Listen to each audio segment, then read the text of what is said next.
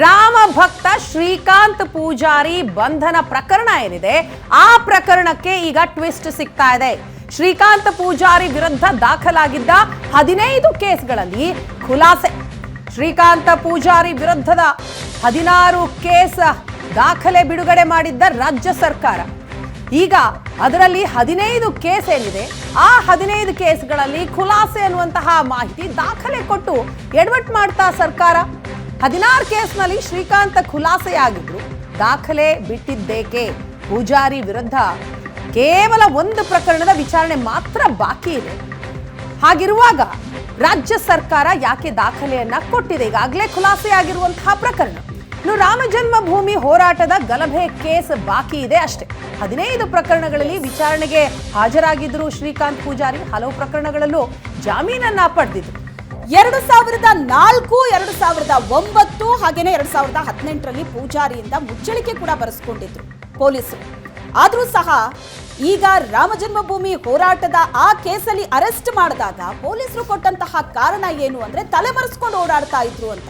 ನೀವು ಪೋಷಕರಾಗಲು ಕಾಯುತ್ತಿದ್ದೀರಾ? ಚಿಂತಿಸದಿರಿ. Oasis fertility 90,000 ದಂಪತಿಗಳ ಜೀವನದಲ್ಲಿ ಸಂತೋಷವನ್ನು ತಂದಿದೆ. 7825893601ಗೆ ಕರೆ ಮಾಡಿ ಅತ್ಯದ್ಭುತ ರಿಯಾಯಿತಿ ಪಡೆಯಿರಿ ಹಾಗೂ ಎಲ್ಲರಿಗೂ ಗುಡ್ ನ್ಯೂಸ್ ಕೊಡಿ. ಆದ್ರೆ ಇಷ್ಟು ವರ್ಷಗಳಲ್ಲಿ 3 ಬಾರಿ ಪೊಲೀಸ್ ಸ್ಟೇಷನ್ಗೆ ಹೋಗಿ ಅಲ್ಲಿ ಮುಚ್ಚಳಿಕೆಯನ್ನ ಬರೆದುಕೊಟ್ಟು ಬಂದಿರ್ತಾರೆ. ಹಾಗಾದ್ರೆ ಬಂಧಿಸಿರುವಂತಹ ಪೊಲೀಸರು ನಡೆ ಏನಿದೆ ಬಹಳ ದೊಡ್ಡ ಅನುಮಾನಕ್ಕೆ ಕಾರಣ ಆಗುತ್ತೆ. ಬಂಧನ ಮಾಡಿದ್ದಕ್ಕೆ ಕೊಟ್ಟಂತಹ ಕಾರಣ ರಾಮ ಜನ್ಮಭೂಮಿ ಹೋರಾಟದಲ್ಲಿ ಅವರ ಮೇಲೆ ಕೇಸ್ ಇದೆ ಅಂತ. ಆದ್ರೆ ಬಂಧನ ಆದ ನಂತರ ಬಹಳ ದೊಡ್ಡ ಇಶ್ಯೂ ಆಗುತ್ತೆ, ಬಹಳ ದೊಡ್ಡ ಸುದ್ದಿಯಾಗಿ ಅದು ಮಾರ್ಪಾಡಾಗತ್ತೆ. ಆಗ ಪೊಲೀಸರು ಆತನ ಮೇಲಿದ್ದಂತಹ ಹಳೆ ಪ್ರಕರಣದ ಲಿಸ್ಟ್ ಅನ್ನ ತೆಗಿತಾರೆ. ಆ ಲಿಸ್ಟ್ ಅನ್ನ ಮುಂದೆ ಇಟ್ಟು ಬೇರೆ ಬೇರೆ ಪ್ರಕರಣಗಳಲ್ಲೂ ಕೂಡ ಈತ ಬೇಕಾಗಿದ್ದಂತಹ ವ್ಯಕ್ತಿ ಅಂತ ಹೇಳ್ತಾರೆ. ಆದ್ರೆ ಆ 15 ಪ್ರಕರಣಗಳಲ್ಲೂ ಕೂಡ ಆತನ ಖುಲಾಸೆ ಆಗಿರುತ್ತೆ. ಹಾಗಾದ್ರೆ ದಾಖಲೆ ಕೊಟ್ಟು ಸರ್ಕಾರ ಎಡವಟ್ಟನ್ನ ಮಾಡ್ತಾ ಶ್ರೀಕಾಂತ್ ಪೂಜಾರಿ ಬಿಡುಗಡೆ ಆಗಬೇಕು ಅಂತ ಒಂದು ಕಡೆ ಬಿಜೆಪಿ ಹೋರಾಟ ನಡೆಸ್ತಾ ಇದ್ರೆ, ಕಾಂಗ್ರೆಸ್ ಸರ್ಕಾರದ ನಾಯಕರು ಕೊಟ್ಟಂತಹ ಕೌಂಟರೇ ಅದಾಗಿತ್ತು.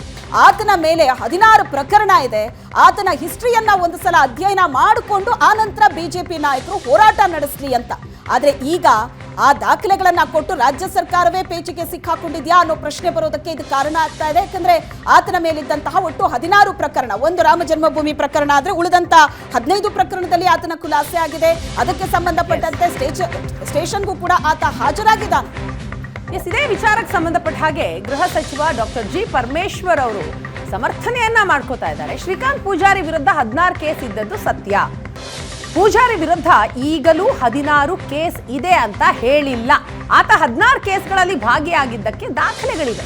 ಇಂತಹ ವ್ಯಕ್ತಿಗಾಗಿ ಇಷ್ಟೊಂದು ಹೋರಾಟ ಮಾಡ್ತಾ ಇದ್ದೀರಾ ಅಂತ ಪ್ರಶ್ನೆಯನ್ನ ಮಾಡ್ತಾರೆ ಗೃಹ ಸಚಿವರು. ಶ್ರೀಕಾಂತ್ ಪೂಜಾರಿ ಒಬ್ನೇನಾ ಹಿಂದೂ? 26 ಕೇಸ್ಗಳಲ್ಲಿ ಹಲವು ಹಿಂದೂಗಳು ಇದ್ದಾರೆ. ಆ ಹಿಂದೂಗಳ ಪರ ಯಾಕೆ ಹೋರಾಟ ಮಾಡ್ತಾ ಇಲ್ಲ ಅನ್ನೋದು ಪರಮೇಶ್ವರ್ ಅವರ ಪ್ರಶ್ನೆ. ಇದು ರಾಜಕೀಯ ಉದ್ದೇಶದಿಂದಲೇ ಮಾಡ್ತಾ ಇರುವಂತಹ ಹೋರಾಟ. ಇಂತಹ ವ್ಯಕ್ತಿಗಾಗಿ ಈ ರೀತಿ ಹೋರಾಟ ಮಾಡ್ತಾ ಇದ್ದೀರಾ? ಬಿಜೆಪಿ ವಿರುದ್ಧ ಕಿಡಿಕಾರ್ತಾರೆ ಗೃಹ ಸಚಿವ ಪರಮೇಶ್ವರ್. ಆತನ ವಿರುದ್ಧ ಅಂದ್ರೆ ಶ್ರೀಕಾಂತ್ ಪೂಜಾರಿ ವಿರುದ್ಧ 16 ಕೇಸ್ ಇದ್ದದ್ದು ನಿಜ, ಅದನ್ನ ಸಮರ್ಥನೆ ಮಾಡ್ಕೊಳ್ತಾರೆ ಗೃಹ ಸಚಿವರು. 16 ಕೇಸ್ ಇತ್ತು, ಈಗಿದೆ ಅಂತ ಹೇಳಿಲ್ಲ ನಾವು.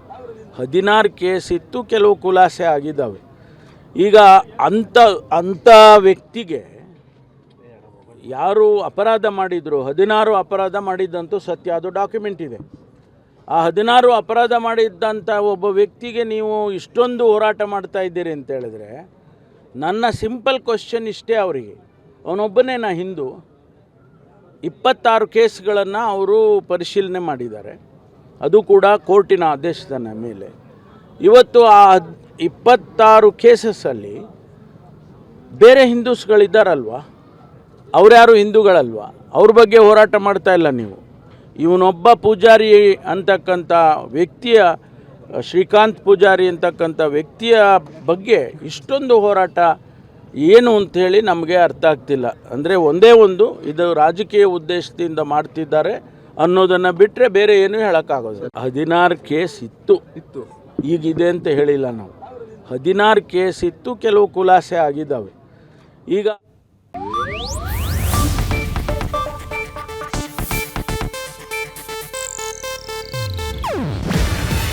ಇದು ಏಷ್ಯಾನೆಟ್ ನ್ಯೂಸ್ ನೆಟ್ವರ್ಕ್ ಪ್ರಸ್ತುತಿ.